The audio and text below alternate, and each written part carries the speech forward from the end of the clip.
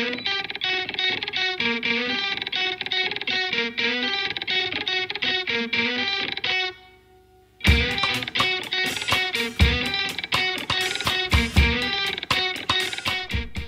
this is HardRockChick, and I'm here at Capitol Studios with the Vim Dicta. I'm Corey Elliott, and I sing and play guitar. Matt Tunney, lead guitar and vocals. Chris Infusino, drummer.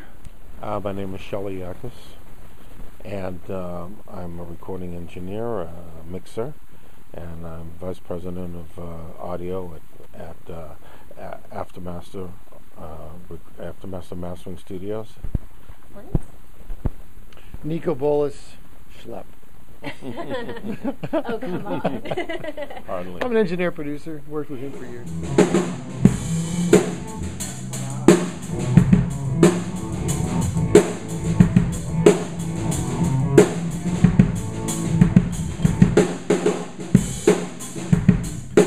We're in a very prestigious studio right now, and you guys are a fairly new band. How did you get here so fast? Well, we certainly have our manager to thank, a large percentage of that. He really believed in our music, and he just happened to be, an old school producer engineer. So he called some of his old buddies, and they happen to be amazing. And they also happen to work here. So we're here now. We've been under their radar for 2 years now. They've tentatively came to our shows and checked us out, and they really are devoted to the project, so I have no qualms about working in their house. Hi, I'm Matt from the Vim Dicta, and I would like to tell you something that's pretty darn spooky. Right now, I'm in Capitol Records Studio A, and I'm playing a Gibson Les Paul in a room designed by Les Paul. If that's not cool, I don't know what it is. Well, great studios have one thing in common. They inspire a work ethic. So they're constructed in a way that sounds right. Well, right to me. They're constructed in a way that, and they have a look in this design that is very, it's comfortable to work 12, 15 hours a day. And work hard without being distracted with other things like pinball machines and stuff like that, because you don't really need it. It's about you. It's about work. And these studios here have that vibe I'm talking about. They have that thing where they evoke, let's go to work and let's make a really cool record. And when the band plays out there, they can also hear themselves, even though they're using headsets. But if they were to take them off, they can hear themselves. These old line designs really, really work, and the end result is usually really good. I mean, our job is to get what's in the personality of the group to come out of the speakers, and also what's in the producer's head to come out of the speakers. The creator of the music, what's in their mind to come out of the speakers. And when you have a room like this, you can do that. The biggest job we have is to make sure to provide a platform so that we can stop second guessing. A lot of times young bands, especially as young as they are, a lot of people may just assume that professionals wouldn't do it this way, because they've been working alone for so long. So you have to make sure that they don't pass their first inspiration thinking that there must be a better way. The first inspiration usually is the one that's most connected to whatever the muse is, right, for your hippy-dippy answer. Perfect. Because there is one. There definitely is one. There's something that's in everyone, which is why certain songs will strike a chord, and emotionally it'll affect him just like it'll affect me. And the creative element that happens in a studio like this, having the potential it has, is that if it affects him in a certain way, and he may feel that a vocal needs to be loud and dry to express the emotion, and I hear the same vocal, and what it affects in me is this desire to put an effect on it and make it seem very tranquil, then it automatically throws two people into a creative space where they're going to try and resolve which way expresses that the best.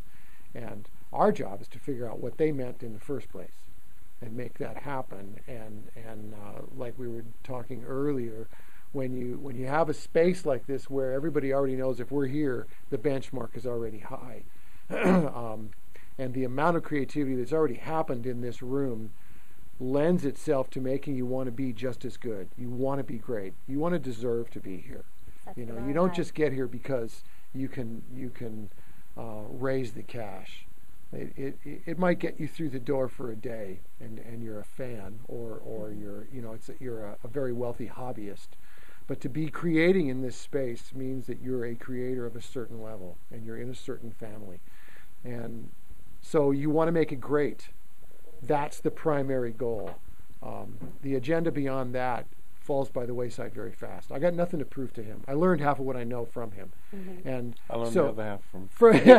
But the deal is that you just want to make something great so that you can leave at the end of the day and go, "Wow, I was part of that. Yeah. That's really cool," you know. And for us, well, for me, and certainly, you know, what I know from Shelly after all these years is if they hit play and look at you and go, "We got it," then we did our job. That's all there is to it. So you guys are working on an EP right now. Can you tell me a little bit about it? EP that we're doing right now are it's the 4 songs that are, I guess, like the 3 or 4 songs that are already up on the Bandcamp page. We're redoing them since I joined the band about 7 weeks ago. Just something about like that. seven-ish. Yeah, new kid. So we're redoing those plus a few new songs that we were able to collaborate together and write together and really kind of form together. So putting on some new material, some old material. And speaking specifically about the Vim Dicta, then, what qualities in them do you hope to pull out of these sessions? Do you kind of see in other successful artists that you've worked with? Well, they can play their own music, can't they? Yes, they can perform their own music. They can sing their own music. They can play it really well, and that's, to me, from a lot of stuff I work on, that's what's missing. That's what's important. This piece that's missing from a lot of music today. Some of this stuff is made in the control room. They get one phrase, and then they repeat that over and over and over again. I'm not saying that the people that do that aren't really great record makers, because it's a talent to make something out of that. Sure. But I think what we all are influenced by are people who could play their own music and perform their own music and sing in tune and give an exciting performance and move the audience. That's what I like about this group, because and I need that. I need that to work with, you know. And luckily, I've worked with many of the groups that I've worked with can do that, but a lot of unsigned bands right now can't do that. So you guys are pretty young. Can I ask how old you are? I'm 21. 20. I'm 17. Oh my God. No, I'm 28. Yeah, Okay. 28. You aside. Yeah. I mean, you guys have grown up in such a different music climate than I have. I won't say how old I am, but I mean, I could almost like not even ask you what your first CD was. I'd be like, what's the first song you downloaded? Like, that kind of freaks me out. Yeah. So I guess what I'm asking is, how do you like even define success as a band today, and like what are you striving for when we're living in such a different time for artists like yourself? Well, when you see the lineups for festivals every year, you'll notice a couple bands on rotation, and their like names are range from being in like the small mediums letters, I mean, to like the mediums, and like sometimes it goes from like headliner to like lower medium, but they do that for 3 years or so, and like they have like an amazing tour run, and you know they get to play live, and who knows how much, I don't know how much to get paid, but they just go do it, and they have, you know, concert festivals are my favorite thing, so to be immersed in that would be a success for me for a while. We get to a good The festival circuit. festival circuit, yeah. Mm-hmm. And that's where we thrive. We play live, even better than we play in the studio, to be honest, because we're a little nervous in the studio, and live there are no ambitions, man. It's just great. I saw you guys at the Satellite on Monday. Oh, Yeah. great. It was a Okay. great show, and you guys had the audience like in the palm of your hand. So Thank you. congratulations. Thank you. Oh, Yeah. thank Yeah. you. Thank Well, you. it's always interesting to me to talk to bands about what they prefer, playing live or being in the studio.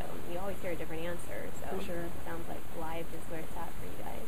Well, I mean, like you were saying with the different climate now, I mean, people don't buy as much music. I think there's more people now listening to music, like there's Absolutely. more consuming, but there's less, actually purchasing. So, like, to sort of master our live show is, like, really important, because getting lots of people out and, like, moving them, when we play, and having them come back to see it again is, like, super important. Yeah. Especially. Plus, all our heroes have those like legendary live performance takes where you have to remember what year they came out, and it's like you can, in like '87 they were pretty good, or like in '73 they were the best. No, fuck you, it's 1970, man. That's what I like. I'd like to be remembered like Like, you which a that. show did you Deadhead? see them at? Deadhead, Zeppelin Head, Yeah. Led Oh, Zeppelin yeah. 1970. That's my favorite year. Yep, Just yep. to mark it down. That's a good year. Yes. That's a good year. What's a venue or something or a festival that's your goal to play? Oh man, Red Rocks. Yeah. Oh, that place is Red beautiful. Rocks. I know it's not a festival. I know that kind of. That's a venue I've but, heard oh, a of, too. venue. Yeah, I mean, Hollywood Bowl, Red Rocks. MSG, Yeah. Wembley. Well, when you guys play Red Rocks, remember me. Invite me on. A successful musician or artist, there's a lot of alchemy that goes into the whole process, right? There's the masters of sound. There's the musicianship. We don't have any of those here. You're being modest. But there's also this thing that people talk about, like the X factor, right? That thing that is hard to describe. And you guys have worked with people who undoubtedly have the X factor. Yeah. Get Alice Cooper, Neil Young. Like, what can you, since you've been around that so much in your life, can you explain it in your own, like, how you view it? No. No? No, I think the only thing I can say, because you never see this stuff in print, and there's a reason why you never see it. It's hard to explain. It's hard to talk about. It's that thing. It's that special thing. But part of it is charisma. Part of it is when the people you're talking about walk up to the microphone to sing, they go somewhere else. They're not there for 3.5 minutes. They're not normal humans. Yeah, they're not. I mean, I've seen people with the worst personal things going on in their life step up to the microphone, and all of a sudden they have this kind of half a smile, and they're just, and I poke the producer and say, watch, she's going to do it again, and just start singing. She doesn't even know where she is, or he doesn't know where he is. They live the lyric for that moment. Yeah. It's a special thing. Yeah, and that's one of the secrets to live performances. If the audience doesn't want to come there, sit in a seat, and be in the same place they were when they were in the car, they want to be taken somewhere. And as an artist, you can't take them somewhere if you don't go somewhere, right? Absolutely. To deliver that message. And that's usually a safe place. And that's why it's so hard to get this across on a CD, because you don't see them, do you? Right. So you hear them through a speaker, you hear them in the car with the wind going 60 miles an hour, whatever it is. That's why it's so important. It comes back to a room like this and the right people to work with to get that emotion across. And I was once working with a young band, and I was having trouble getting vocals from them, and I talked to this gospel singer, and I said, listen, this is going to sound crazy when I ask you this question, but do you go somewhere else when you sing? And she said, of course I do. I said, well, where do you go? And she said, well, it's a different place for every song. I said, well, can you tell me one of the places? She says, well, it just feels like a safe place. I said, you mean like there's no clocks, there's no ex-wives, no ex-husbands, no CNN? No.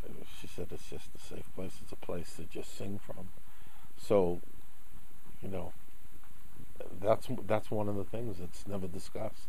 Is that a word? Undiscussable? It is now. It is now. So it's very, very hard to put this into words, except that when these people perform, when they write, when they perform, whatever comes out is that thing. It's also fearless. I mean, you're so vulnerable when you do that, you know.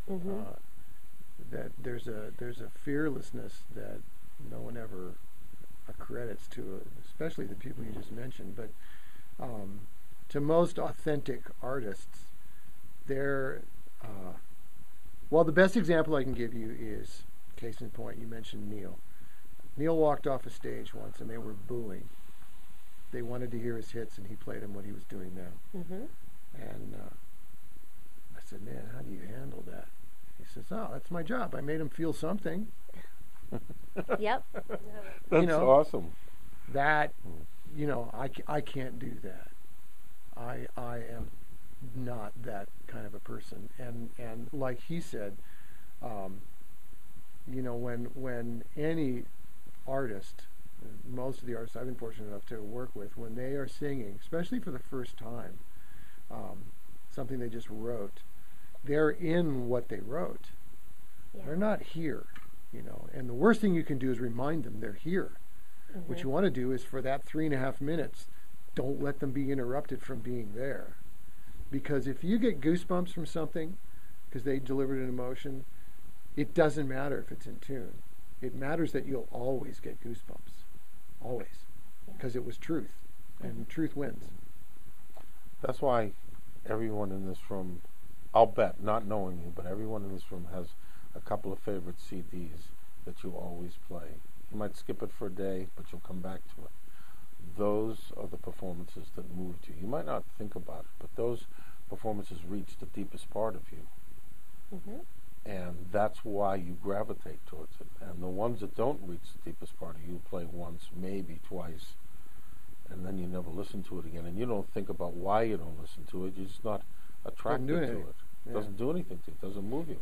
That's why it's so hard to do what we do and the other people in our business do, is to move you without you seeing a video of this person while you're in the car or wherever you might be. Well, we were playing in LA for like 2 years and kind of got used to that and playing with the same bands and stuff, so we wanted to get a new environment, new inspiration. So New York was like ideal, I think, because it was still in the U.S. and we could kind of get a taste for a bigger city and stuff. So yeah, we found a loft and like kind of camped out there and like worked on old songs and new songs, and you know, we got a new drummer there. Yeah, we found him out there.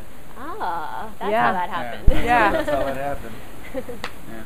So you're not from New York, you're from where? No, I'm from Chicago. Yeah, we lived in New York for about 3 years, and we just happened to all meet in that town. Yeah. So it was very serendipitous how it happened. It was kind of... Trip was a life changer. So, yeah, it was... Yeah, man. On all board. Aww.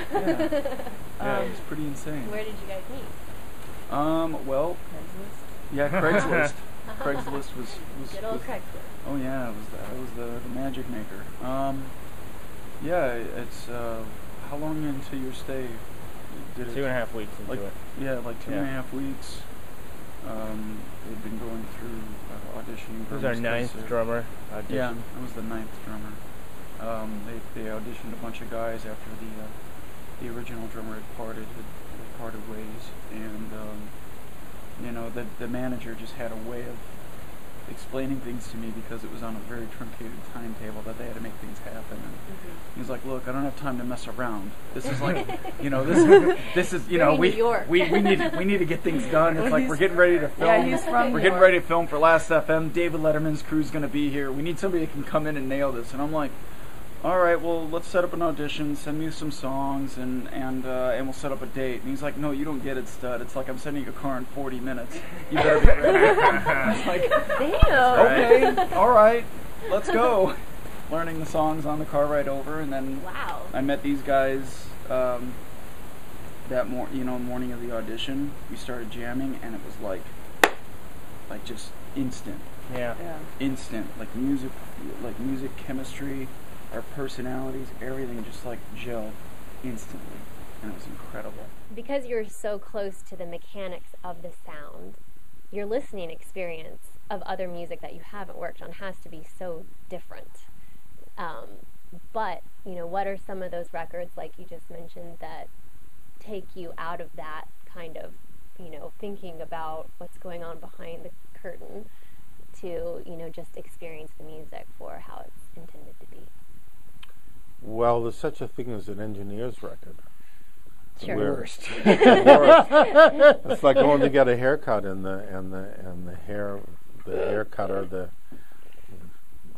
wants to make a statement on your head. So when you walk, you've been there, right? You walk outside. Looks they like want I've to, been there, no, right? I like it. Remember when you No, got it that works. mohawk? Yeah, I I thought do. that's Yeah. what that was. I'm Jewish. It was a schmohawk. So